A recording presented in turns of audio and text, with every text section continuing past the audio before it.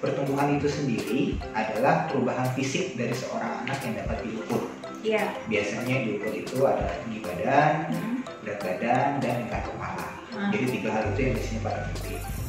Di lain pihak, perkembangan itu adalah perubahan kemampuan atau perubahan struktur dari tubuh anak tersebut dan perkembangan dari fungsi yang dimiliki oleh tubuh tersebut yang mungkin berjalan akan lebih kompleks. Biasanya ada 4 hal yang bisa kita lihat. Yang pertama itu adalah motorik halus.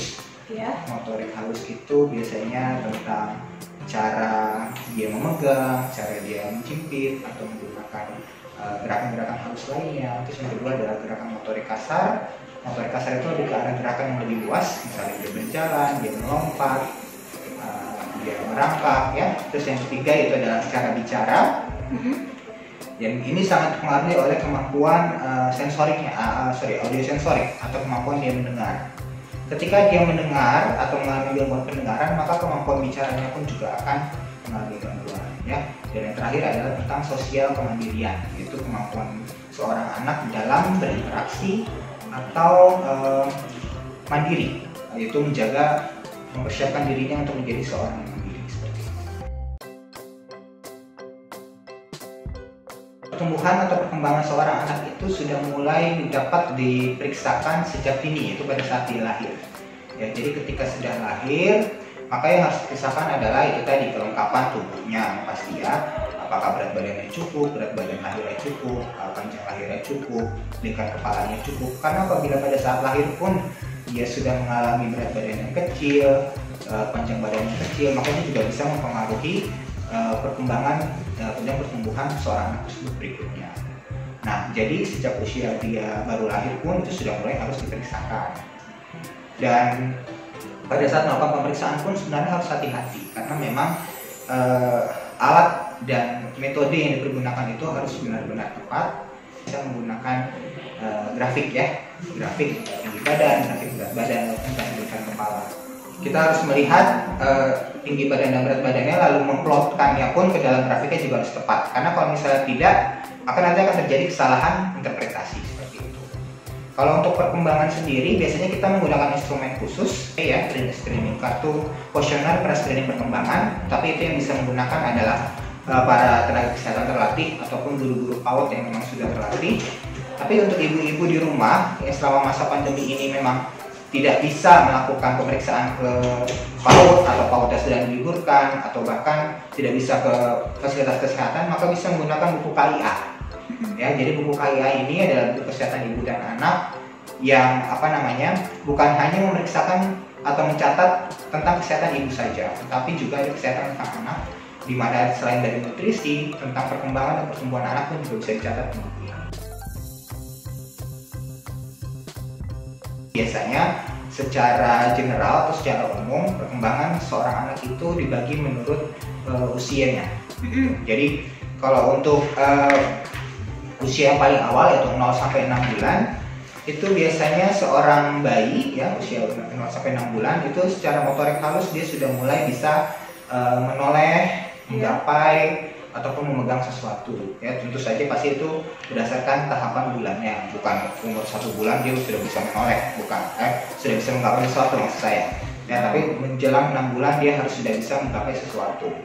Lalu secara motorik kasar, dari mulai dia yang tadinya tidur tidak berdaya gitu, ya, setelah cukup lemah, dia sudah mulai bisa menggerakkan kepalanya, dia sudah bisa menoleh ke kiri dan ke kanan, lalu dia sudah mulai bisa telungkup, mengangkat kepalanya, lalu pada akhirnya di umur 6 bulan dia sudah bisa mulai duduk. Nah, tahapan duduk dari tidur ke duduk ini itu sangat berhubungan dengan cara dia makan. Ya, karena memang ketika seorang anak sudah bisa duduk, itu berarti dia sudah siap untuk makan makanan berat atau makanan penavigasi. Jadi sebelum seorang anak itu bisa duduk dengan baik, sebaiknya tidak bisa diberikan makanan selain ASI. Iya. Seperti itu. Jadi memang pertumbuhan dan perkembangan seorang anak itu juga sangat berpengaruh tentang cara makannya dia. Seperti itu. Lalu misalnya untuk bicara, kalau bicara usia 0 sampai 6 bulan itu biasanya dia hanya mengeluarkan suara babbling sebutannya, seperti mama, dada, ya. Lalu dia juga untuk kemampuan audionya atau pendengarannya dia bisa mengikuti suara. Jadi kalau misalnya ibu-ibu ingin mengetahui ini anak saya mendengar atau tidak ya, itu bisa berikan atau gunakan seperti lonceng ataupun mainan yang mengeluarkan bunyi cukup keras, sehingga ketika dibunyikan di satu arah, maka anaknya tersebut dapat mengikuti arah suara dari asal sumber suara tersebut, seperti itu. Kalau misalnya dia tidak mendengar, ya maka dia tidak ada respon. Misalnya yang paling mudah adalah dia menoleh mengikuti gerak arah suara, seperti itu. Kalau untuk sosial kemandirian, untuk usia 0 sampai 6 bulan itu yang paling mudah adalah senyum sosial. Senyum sosial itu apa? Pada usia 0 sampai 6 bulan, cobalah tersenyum di depan muka anak ibu tersebut, maka dia secara alami dia akan merespon dengan tersenyum balik. Itulah sebutannya senyum sosial. Karena memang seorang bayi usia 0 sampai 6 bulan apabila ia memiliki penglihatan yang baik, maka ketika seorang tersenyum di depan dia, maka ia akan merespon dengan tersenyum kembali.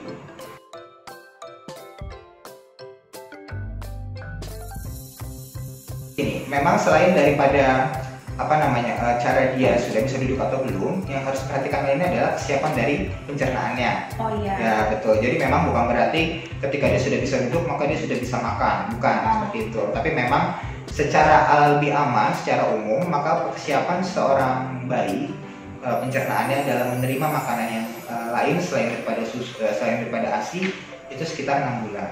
Oleh karena itu biasanya secara aman setelah 6 bulan maka bayi baru bisa diperkenalkan dengan MPASI.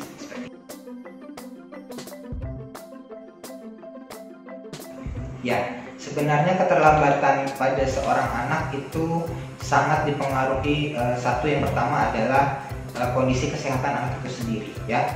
Karena pada beberapa anak yang memang memiliki kondisi kesehatan yang tidak sesuai, atau misalnya dia mengalami gangguan sindrom atau misalnya dia mengalami retardasi mental, itu memang keterlambatan perkembangan itu pasti biasanya akan ditemukan. Selain daripada kondisi kesehatannya sendiri, yang harus diperhatikan lainnya adalah stimulus, rangsangan yang diberikan oleh keluarga maupun orang tua kepada sang anak agar bisa mencapai tahapan perkembangan yang seharusnya seperti itu. Nah, kalau misalnya terjadi keterlambatan, biasanya kan pada beberapa tahapan usia itu kan memang sudah ada patokannya. Seperti tadi usia 0 sampai 6 bulan dia sudah harus bisa duduk. Usia 6 sampai 12 bulan dia sudah mulai bisa belajar berdiri. Setelah lebih dari 12 bulan dia sudah mulai bisa belajar berjalan. Usia 1 sampai 2 tahun dia sudah mulai bisa berlari. Nah, seperti itu. Jadi kalau misalnya dia sudah mengalami keterlambatan di satu tahapan usia tersebut, maka harus diperiksakan juga yang lainnya. Karena kalau misalnya terjadi keterlambatan hampir di seluruh patokan-patokan yang ada, maka sebaiknya segera dilakukan pemeriksaan untuk dilakukan terapi segera. Kalau misalnya saat ini kondisi pandemi kan memang untuk pemeriksaan kan memang agak sulit ya Ibu ya. Jadi memang dapat gunakan buku KIA ini. Di sini juga ada beberapa hal-hal yang bisa Ibu lihat. Kalau misalnya kita lihat itu di halaman 50 sampai 64 di buku KIA ya, 50 sampai 64 itu bisa ibu lihat ada tahapan perkembangan yang harus dimiliki oleh seorang anak mulai dari 0 sampai usia 5 tahun ya. Jadi kalau misalnya ada beberapa yang memang tidak bisa ia capai, kalau misalnya hanya 1 atau 2 sih tidak masalah, yang penting harus ada 1 yang dicapai dari beberapa patokan tersebut. Tapi kalau misalnya ibu periksakan, loh kok semuanya anak saya nggak bisa gitu. Nah, kalau misalnya dari 5-5-nya belum bisa pada saat umur tersebut, maka sebaiknya segera dilakukan pemeriksaan lanjutan. Karena memang yang dicantumkan di buku KIA ini adalah patokan-patokan umum atau patokan-patokan secara general yang tidak secara khusus bisa menggambarkan keterlambatan yang dimiliki.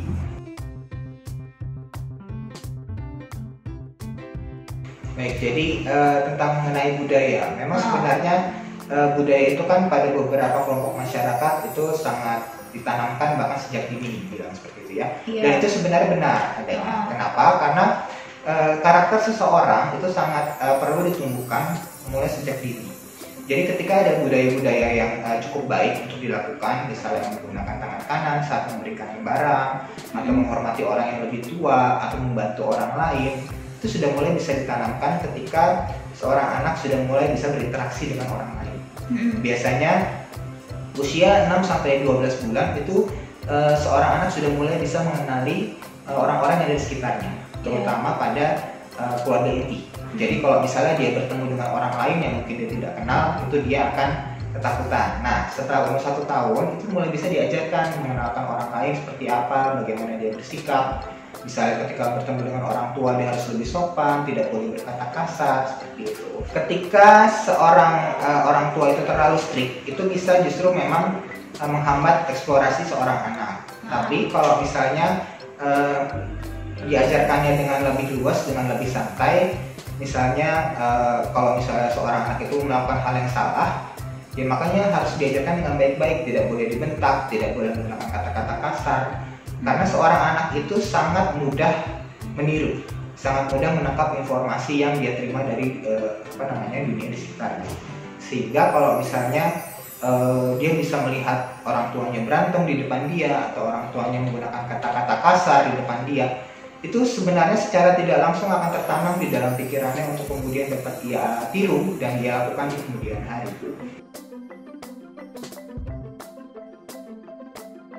Perhatikan adalah harus dengan benar mengajarkan bahasa-bahasa tersebut kepada anak. Kenapa? Karena kalau misalnya tidak diajarkan dengan baik, maka yang terjadi adalah anaknya bingung. Ketika anaknya bingung, ini sebenarnya bahasa yang harus dia ikuti ini yang mana gitu ya. Maka yang terjadi adalah ketika dia anak bingung, maka dia akan terjadi terlambat bicara gitu. Karena istilahnya kalau misalnya dia yang harus ditanamkan adalah pergunakan dulu bahasa yang memang saklek atau yang pasti bahasa harus dia gunakan ya? Betul. Kalau misalnya dia sudah mengerti tentang bahasa utama dan ibu-ibu ingin mengajarkan bahasa yang lain, sebenarnya pada tahapan perkembangan seorang anak itu sangat mudah dilakukan. Tapi kalau misalnya dari awal, misalnya baru umur 1 tahun ke bawah, dia sudah mulai diperkenalkan dengan begitu banyak bahasa, maka dia akan bingung gitu. Maka bahasa mana yang harus dia dia gunakan. Sehingga ketika dia menggunakan bahasa-bahasa tersebut pun dia juga tidak bisa menggunakannya secara benar. Dan kalau misalnya dia mengajarkan sesuatu, itu gunakanlah bahasa yang seharusnya. Misalnya, kalau misalnya menyebut kucing, jangan bilang itu meong, tapi gunakanlah kucing gitu. Atau kalau misalnya makan, jangan bilang maem, tapi bilanglah makan. Karena dengan bahasa-bahasa yang benar tersebut, maka seorang anak dapat mengerti mana yang benar, mana yang salah. Dari usia 1 sampai 3 tahun itu dia sudah mulai mengenal tentang kesamaan kata. Dan kalau misalnya dia usia di atas 3 tahun, dia juga bisa mengenal tentang arti lawan kata bahkan. Jadi usia tersebut bisa dimulai untuk memperkenalkan bahasa-bahasa lain, meskipun dengan catatan jangan terlalu banyak gitu ya. Karena memang pada beberapa anak yang memang tidak memiliki kemampuan cara pikiran baik, itu justru malah membuat dia bingung gitu. Jadi kalau misalnya ingin memperkenalkan 2 bahasa, silakan. Tapi yang pasti bahasa utamanya harus dia pegang.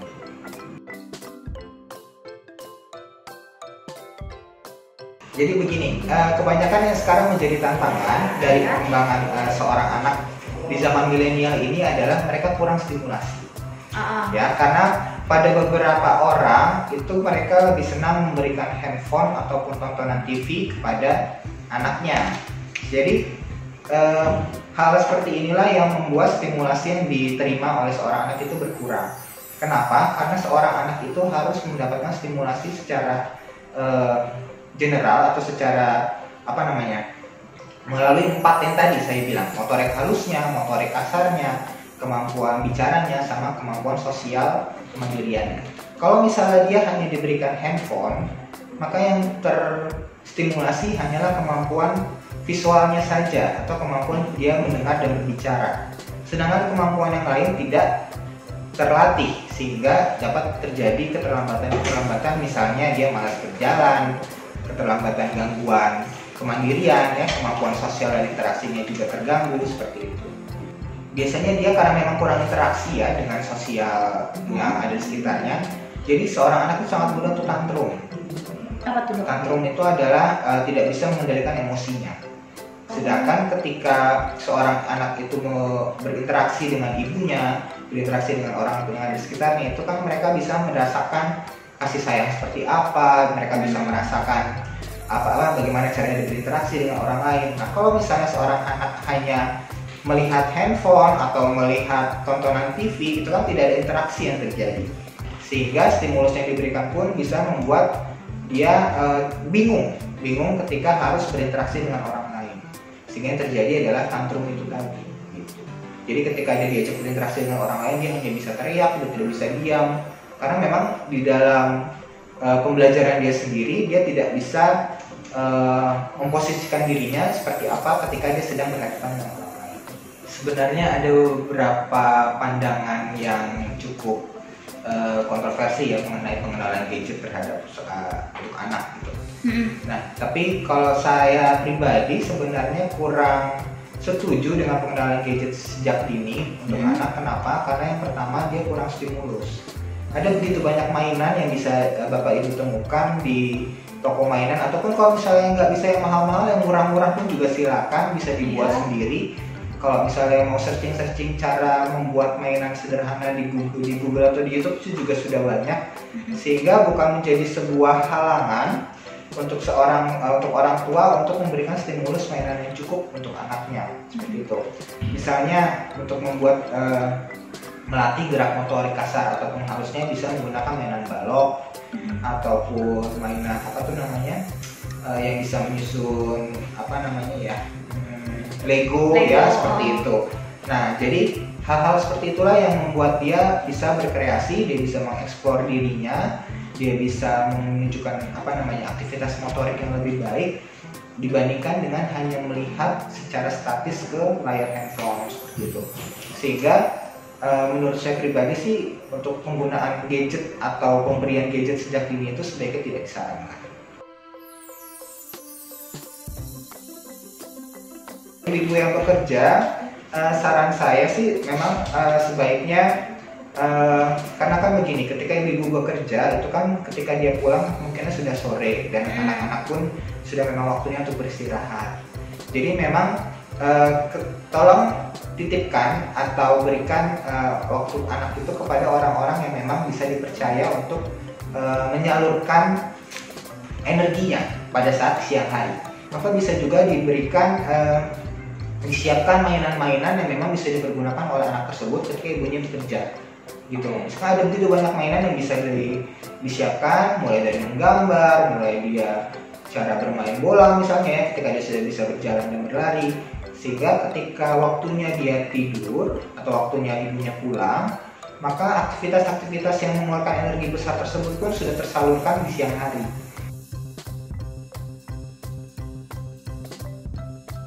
Kalau misalnya orang tua ngomelin anak itu kan sebenarnya menunjukkan ketegasan memang ya. Iya. Tapi ketika seorang tua itu berkata tegas kepada anaknya, ini berkata tegas ya, beda antara tegas dengan kasar. Kalau berkata kasar itu dia mengeluarkan kata-kata keras tapi tidak memiliki arti ya, atau tidak memiliki tujuan. Sedangkan kalau tegas adalah menggunakan intonasi yang tepat yang bisa dimengerti oleh seorang anak bahwa ibu atau bapaknya sedang serius, tetapi memiliki tujuan. Misalnya kalau misalnya dia melakukan sesuatu yang salah, misalnya angkat kaki di atas meja misalnya ya, bilang jangan angkat kaki di atas meja. Ya, cukup bilang seperti itu dengan intonasi yang cukup tegas, seorang anak pun juga bisa mengerti gitu, sehingga akhirnya dia bisa paham kalau melakukan hal tersebut salah. Tapi kalau misalnya ibunya marah-marah atau bapaknya marah-marah, kamu jangan gini, jangan itu, semuanya dipenuhi dengan kata jangan, anaknya tuh nggak ngerti maksudnya ibunya ini apa gitu. Jadi cukuplah menggunakan kata-kata yang simple, kata-kata yang singkat, padat tapi juga tegas, sehingga anaknya pun bisa lebih mengerti maksud dan tujuan dari ibu bapaknya ngomong itu seperti apa.